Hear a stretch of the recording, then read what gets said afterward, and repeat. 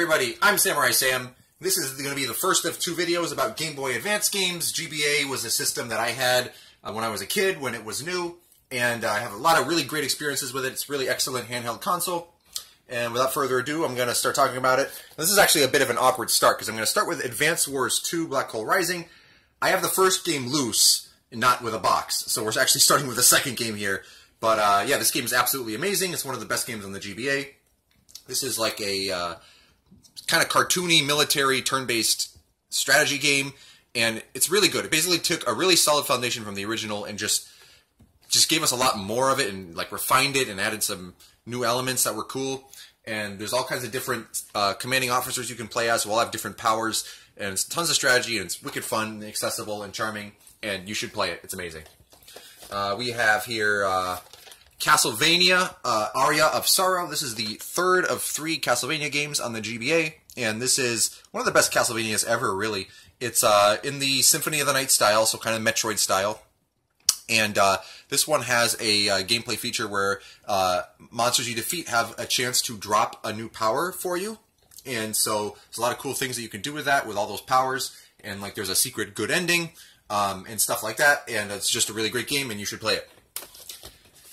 Here's Drill Dozer. This is a game that I need to play. I haven't actually like sat down with this one yet. But this one is interesting because the cartridge, I can't show you here, but the cartridge is bigger than a normal GBA cartridge. It's also pink. Because the cartridge has like a rumble feature built into it, so like even if you're playing on a GBA rather than a Game Boy player, which has no rumble feature, like the game can rumble, which is cool, and like it involves like drilling. Obviously, it involves like drilling things, and apparently this game's really good, and I will find out someday because you know I haven't gotten around to it yet. Here's a trilogy of games. We've got Densetsu no Staffy 1, 2, and 3. There's only one game in this series that came out in America for the DS called The Legendary Starfy. And these games are platformers, kind of like Kirby-ish in presentation, I guess. But there's a lot of like storyline and dialogue in these games, surprisingly, especially the third one. The third one also has a cameo from Wario, which is interesting. These games are just okay. I didn't think they were great. Now, granted, I felt like when I was playing 3, like I felt kind of like I was missing out a lot with not being able to understand the dialogue. You don't have to understand it to play the game, but like you feel like you're missing out a lot on like the story and the charm if you don't have it, if you don't understand it. Is what I'm trying to say. So I mean they're okay games. I mean I guess if you really like the one that came out in America, then check them out. Otherwise, I would say they're not really that important to track down. Here is FZero GP Legend. Again, this is actually the second F-Zero game, but I have the first one for the second F-Zero game on GBA, and I have the first one loose in a drawer that you will see in the next video. But this one is kind of based actually on the anime based on the game, which is kind of weird. But I actually really like this game. I think the controls are really good, way better than the previous game, which I'll talk about later. And yeah, there's like a story mode and everything, and single player modes. And it's cool. Not that much else to say. I mean, it's F-Zero. It's futuristic racing fun. Highly recommended. And then FZero Climax, which is tragically the very last F-Zero game they have ever made, and it only came out in Japan. And it feels very much like GP Legend. It has like kind of a similar style to it. It's probably also based on the anime, pretty much. But like they changed a couple things. They changed the controls a little bit. Like they added like some kind of spin boost that you can do, and there's like a track creator, which is kind of like a big deal, and like you can use codes to like share your tracks with other people no matter where they are. And yeah, it's a really good game. If you like F-Zero, I'd say check it out. Here is Final Fantasy Tactics Advance. Now a lot of people, fans of the first game, really didn't like this game very much when it came out. I remember that. And a lot of people really complain about the judge system. I actually really enjoyed this game back in the day. Now, granted, I haven't played it like all the way through in years and years, and I don't really feel like playing it again. But like, I felt like some of the flaws people complain about this game were a little bit overblown. Like, I didn't mind the judge system. In fact, you can actually like manipulate it to help you and stuff. But yeah, I recommend checking it out if you like strategy RPGs. Speaking of strategy RPGs, here's Fire Emblem Fuin no Tsurugi, or Fire Emblem The Binding Blade, Fire Emblem 6, featuring Roy of Smash Brothers fame. And this is actually my favorite Fire Emblem. Now, not many people hold that opinion because, well, I guess the one that I'm about to show you is the one people prefer because, admittedly, they did clean up a lot of the mechanics that were kind of not like refined in this one and like kind of improved on some things. I actually like this one a little better in part because it's like a longer campaign, like a longer single player like continuous campaign, whereas the next game, well, I'll talk about that. Yeah, I mean, I just really enjoyed this game, and yeah, there's a lot of cool different characters. Obviously, every Fire Emblem game has a ton of characters, and there's some replay value. There's like one point where there's 2 different routes you can go off of, so like you can only do one on a given playthrough. Yeah, it's a really fun game. Definitely check it out if you like Fire Emblem. Speaking of which, here is Fire Emblem 7, Fire Emblem Rekka no Ken, also known as, what's it called? What's the official title? Blazing Sword. Yeah, Fire Emblem the Blazing Sword. Featuring the father of... This is actually a prequel to the previous game. Features the father of Roy from Smash Brothers, as well as 2 other main characters. And this is one of the best games in the series, and I love it. But it's not quite my favorite Fire Emblem. There's some things about it that I don't like that much. Lynn's storyline is like 10 chapters, and it's like basically a tutorial, and it drags on really long if you've already played Fire Emblem before, because you already know the mechanics, and I really didn't like that very much. And also, Eliwood and Hector's storylines are the other 2 like storylines that you can play through like an entire playthrough of the game with. Where you have to unlock Hector by beating Eliwood's first. But the thing is, they're not that different from each other. I mean, Hector is a little harder. There's like a little bit that's different, like at least one inclusive chapter. I think there's more than one. Yeah, like the Hector and Eliwood storylines by themselves aren't really very long. They're pretty short for Fire Emblem standards, and I don't really like that much. I like a Fire Emblem campaign to be pretty long. So it's not like exactly to my liking, but I do have to admit that it's absolutely one of the best and most well-made games in the series. And then here is Fire Emblem the Sacred Stones. Now, I like this one a lot, too. This was actually my first ever Fire Emblem game back in 2005 when it came out. This one's really good, too, but it has some issues. Like, for one thing, it's really easy. Even hard mode, like if you play hard mode, there's a couple of chapters that are hard, but by and large, it's not really going to be that hard, even on hard mode. And another thing that's a little more controversial is that you can actually grind in this game. The first game since Gaiden, way back the second entry in the series, that you could do that, and this is the 8th in the series. And I think that kind of like goes against like the idea of Fire Emblem grinding. Granted, there have been Fire Emblems with grinding that were good, and like that one is a good game actually, I think. But yeah, like I don't know, it is still a good game. It's just like one cool thing they did with Sacred Stones is, by the way, is that with promotions, when your characters improve their class, you have to pick a new class. You actually pick a class rather than have them just go to like an automatically predetermined class. So like you have 2 choices no matter what, and then whatever choice you make, you'll have 2 choices depending on that choice. So like there's some replay value there. It's a good game. Here is Golden Sun. Oh, wait, sorry, I have these out of order. 2 games here: Golden Sun and Golden Sun: The Lost Age. And this is actually Golden Sun 1 was one of my first RPGs ever. Not my very first, but one of the first. It's a really good game. It has a lot more it's a lot more puzzle-oriented than the average JRPG, and I like that a lot. And graphics are really good, music is good. One thing that's a little weird with this game is that there's no auto-targeting, so like, well, both of them even. There's no auto-targeting, so like if you defeat an enemy after an attack, then if someone else in that turn was targeting that enemy, they won't attack, which I don't like. Also, the dialogue is not the best. From when I revisited this game, like there's a lot of like yes/no questions for no reason for the silent protagonist, and I wasn't really a big fan of that. But I mean, it is still a really good game. Also, Golden Sun 2 Lost Age. It's a direct sequel. Takes place. I mean, the first game straight up ends in a cliffhanger, and I did really enjoy Lost Age, but it definitely has some issues with like not being clear what to do, and like kind of the progression is kind of wonky. But I mean, it is still a really good game. Don't get me wrong. I definitely recommend checking them out, especially if you like puzzle solving. Like if you're a Zelda fan or something, you'll probably enjoy those. Here is Kirby and the Amazing Mirror. This is actually one that I still haven't beaten. I haven't really played it that much. This is a very different kind of Kirby game. Rather than being broken up into like individual levels, there's like it's kind of open world-ish, and like you can get various powers. Like you're gonna need various powers, I think, to open up certain things. But I've hardly played this game, so I don't know. I tried it last time I tried it. I had a little bit of trouble getting into it. But I mean, I'm not saying it's a bad game at all. Here's Pournami Crazy Racers. This is I believe the first, I think this is a launch title. I think this is the first kart racer on the GBA. And this is very much like Mario Kart, even though it came out before the GBA Mario Kart. And yeah, it's a good game. And with Konami characters, which you don't see that much. So you got like Goemon, and you got like the octopus from Parodius. This is the only like Parodius representation that's ever come out in America, I think. But yeah, it's really good. And I mean, it's not like amazing. I wouldn't say it's a must play, but you know, if you like Konami and you like kart racers, yeah, definitely check it out. Oh boy, now this is a game that I don't even really know. I don't remember the name of this game. Let me look at the cover. Coro Puzzle Rupipa Nechu. Yeah, that apparently is the name, because I can actually read Japanese katakana, because Japanese has 3 alphabets. I memorized the one that they used to spell out like English words and foreign names and stuff. But anyway, this is a puzzle game that involves physically tilting the GBA. It's one of those. This came out before Wariore Twisted, which I will get to later in this video. And it seems pretty cool, but I haven't played it very much yet. It was nice and cheap. Probably worth it if you like puzzle games. Here is a European game. Here is Kururin. People who like Smash Brothers probably know what this game is, because it's had trophies and an assist trophy in the Smash Brothers series.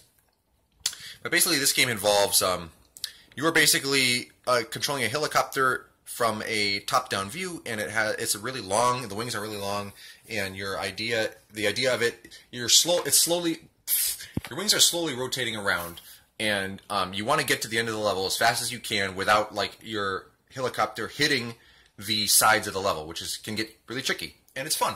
Not like anything's going to blow you away, but it's a good game. I recommend it. It's not too expensive, even if you're importing it, I don't think. Shipping costs might be a lot, though. Here is Kururin Paradise. This is a follow-up to Kururin, only in Japan, sadly. And it's really fun. It's better. They improved on the original game. They added, like, I think, at least one like new thing to the controls, where I think in this game you can, like, speed up your... Well, maybe you could do that in the original. Yeah, I don't remember exactly. It's been a long time since I've played this, but yeah, it's a very good game. It's better than the original, and check it out, especially if you played the original and liked it. Here is Mario and Luigi Superstar Saga. This is the first game in the Mario and Luigi RPG series, and this involves like the A button controls Mario, the B button controls Luigi, and you use them like outside and inside battle to do different things like together and stuff. And yeah, it's really cool. It's got like brand new villains and stuff, and the game's got a really great sense of humor and some really memorable quotes. And yeah, it's just a really fun game. Highly recommended if you like RPGs and Mario RPGs in general. I would say it's not as good as Super Mario RPG, but you know what is. Here's Mario Kart Super Circuit. This is one of my least favorite Mario Kart games, but I mean they're all good, so that's not saying too much. But yeah, it's kind of like a mix between the original Mario Kart and 64. And it's certainly good. Like, if you like Mario Kart and you want to try them all, it's worth trying out. Otherwise, I'd say it's not really a must-play. Here is Mario vs. Donkey Kong. This is kind of like a spiritual successor to Donkey Kong 94 on the Game Boy. And you basically control Mario, and you're trying to get all these little toy Marios into the exit. And, like, you know, there's boss fights with Donkey Kong and stuff like that. Yeah, it's a fun game. Didn't completely blow me away. I didn't think it was a masterpiece or anything, but yeah, worth getting if you have the GBA, and there are plenty of sequels in this series as well. This is the first game in a series. Here's Mega Man Battle Network 2. This is was a pretty long-running series for a while, but this one I haven't really played very much, so I can't say too much about it. I've heard like 2 in particular is really good. I don't know if that's true. I'll have to find out sometime. Here is Metroid Fusion. This is the first ever Metroid game that I played all the way through. And it's a little different than normal Metroid. It's more linear than most other Metroid games, although it certainly is very much Metroid. It's more story-driven, but I think it does the storytelling like really well. There's a lot of like really tense moments in this game, and like a very creepy atmosphere, and I think the game really nailed it on that front. And yeah, it's Metroid. It's great. Check it out. Here is Metroid Zero Mission, which is really probably one of the greatest remakes of all time. They took the original Metroid and they completely like revamped it and modernized it to a point where like you would never be able to tell it was an old game, and you know, added like an entirely new sequence at the end of it and stuff. And it looks great, plays great. It's just a really great game. It's a more nonlinear than Fusion, I think. Less of a story. There's some story, but not too much. But yeah, this is a must-play on the GBA for sure. Here is Monster House. This is a game that a friend of mine recommended to me. It's nice and cheap, and it's like a top-down kind of action. Looks like kind of a shooter sort of game, and I can't say too much more about it. But yeah, it's probably worth checking out because it's nice and cheap, and I've heard it's kind of a buried gem. Here's a big one, Mother 3. This is the sequel to Earthbound. Only ever got released in Japan, surprisingly, despite quite a bit of fan demand that this come to the West. And This is definitely, you can definitely tell this is a sequel to Earthbound, but in many ways it feels different than Earthbound. It's a little bit less silly, although there definitely is silliness in this game. It's got a very good story, interesting characters. It didn't blow me away like it did some people, but I definitely really enjoyed this game. It was very much worth playing. If you like RPGs that are different, especially if you like the original Earthbound, this one is definitely worth a play. Here is Pokemon Fire Red. This is a remake of the original Pokemon Red and Blue, and you know, completely overhauled with like 16-bit graphics and stuff, and a decent amount of new content. And it's quite good. It didn't blow me away because I had already played the original a lot, and like it's definitely going to feel kind of samey if you've played the original, but it also differentiates itself some too as well. And it's also necessary to play this if you want to complete the Pokedex in. Well, play one of these, this or Leaf Green. We're going to get to Leaf Green. Yeah, I mean, good games. They're Pokemon games. Pokemon games are good. What more can be said? Pokemon Ruby. This is, yeah, this was the start of Generation 3 along with Sapphire. And I was actually kind of skeptical when Gen 3 first came out. Like, I didn't really like the new Pokemon that much. And when I picked it up, I don't know, maybe I just had Pokemon fatigue or something, but I didn't finish the game. I got far and then I stopped. And then eventually, of course, I did go back and beat it. But I've grown to appreciate Gen 3 more and more over the years. Granted, this is definitely not the optimal way to play Gen 3. You really want to play Pokemon Emerald, which we'll get to in the next video. But yeah, still very good game. And they really, like, changed a lot of mechanics and, like, they added, like, new stuff. And really most of it for the better, honestly. Yeah, it looks great, sounds great, plays great. It's a great game. Here is Rhythm Tengoku, also known as Rhythm Heaven, the first game in that series. It only didn't come west, I think, probably because it was very late in the GBA life cycle. But I really loved this game when I played it. Like, it involves doing, like, a bunch of, I don't know if you want to call them mini games, but doing, like, a bunch of little games that involve, like, pressing buttons to a certain rhythm. But, like, they're not rhythm games in the traditional sense. It's kind of hard to explain, but, like, you'll understand it if you see it. Going back to this game, actually, it didn't seem as great as I thought it was when I first played it. Like, some of the early levels are, like, a little too simplistic, and I just kind of, like, felt underwhelmed by them. But, I mean, I still love it, and the game's got a ton of personality. And, yeah, like, I definitely say give it a shot if you like anything to do with rhythm games. Here is Shining Force Resurrection of the Dark Dragon. This is a remake of Shining Force 1. And if you like Shining Force, even if you've played the original to death, this is worth playing. Largely because the original Shining Force, when it came to the West, they really cut out a lot of the storyline for the English version for some reason. And this one, it's pretty much, I think, the way it was intended to be. And in the first Shining Force, at least the one we got for Genesis, the main character doesn't talk, and this one he talks a lot. And there's some new content in this game, for better or worse. Yeah, definitely check it out if you like strategy RPGs. Here is two games here, Tales of the World, Narakiri Dungeon 2 and Narakiri Dungeon 3. These are kind of crossover Tales games with various characters in the series up to that point. 2, I believe, is a little bit more like a regular RPG, whereas 3 is kind of like an interesting little strategy RPG sort of thing, where like you have different parties on a map and like you move for a turn, and if you run into an enemy during your turn, then you do like a Tales-style battle. And there's a bunch of skits involving the different characters from different games. And they're okay games. Like, I haven't played 2 very much, but, like, I can tell that, like, these games are not, like, A-grade sort of games. They're like, for the fans. And if you're a big Tales fan, you'll probably like it. If not, then, you can skip it. Here's a couple games that I can't say much about. But here's Summon Night, Swordcraft Story, and Swordcraft Story 2. These are part of a series that mostly is only in Japan, Summon Night. And I believe Summon Night is normally like strategy RPGs, but these are more like kind of like Tales games, I think. That kind of RPG. And I've heard they're very good, but I haven't played them very much, unfortunately. I got these for a good deal on both of these, thankfully. Someday I will find out what all the fuss is about.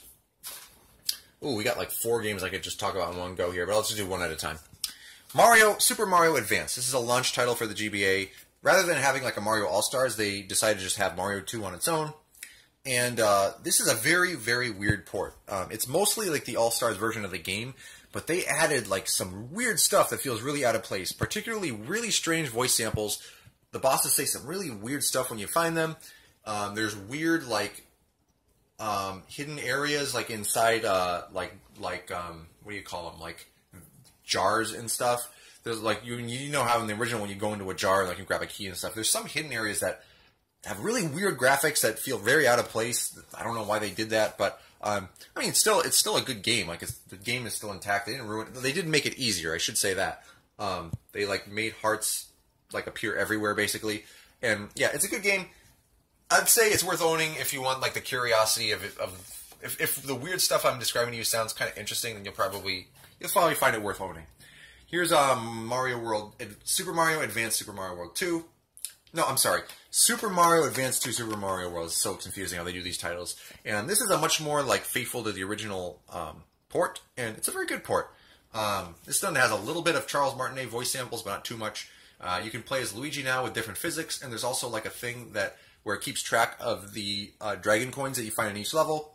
I think the original is a little bit better because better graphics and music, and also I think there's like a tiny bit of like input delay in this version, at least from what I remember. I just prefer the Super Nintendo controller as well, but I mean it's really great. It's Mario World. What can you say? Definitely. Well, I wouldn't call it essential because I mean the original exists, but like if you've beaten Super Mario World and you want more, or you want an excuse to replay it, there's a good excuse. Super Mario Advance 3 Yoshi's Island. And this is a pretty faithful port of Yoshi's Island. There's been some graphical and audio compromises here. I don't really think there's too much of a reason to play this one if you've played the original, actually. I don't think they really add that much that's particularly interesting. So, I don't know. Like, I have it kind of because I just found it. It kind of fell in my lap for a good price.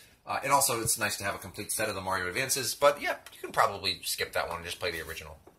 And then finally, we have Super Mario Advance 4 Super Mario Bros. 3. Is that the most confusing title of all time or what? But anyway, first of all, I do want to mention that all of these Mario Advance games, plus Mario and Luigi, have like a remake. Oh, wait, not that. It's not on the box. But all of them have a remake of the like Mario Bros. Arcade game. Like the one that came before Super Mario Brothers. They all have like a 16-bit remake of that, which is pretty cool. This is a pretty straightforward port of Super Mario Bros. 3 with e-reader compatibility, and the e-reader cards have like their own special levels. Unfortunately, the e-reader cards are like all rare and hard to find, and I don't believe this copy I have has the one that originally came with the game. Fortunately, the Virtual Console version on Wii U that you can download still today has all the e-reader levels built onto it automatically, so definitely check that version out rather than this one, in my opinion. Here is Famicom Mini Super Mario Bros. 2. This is obviously Super Mario Bros. The Lost Levels.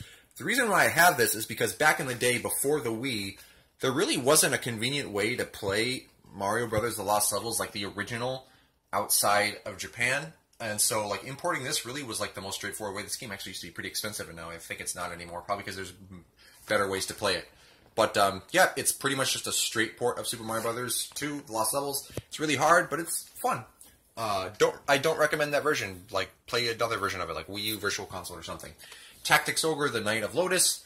I can't say too much about this one. It's a strategy RPG. It's in the same vein as Final Fantasy Tactics.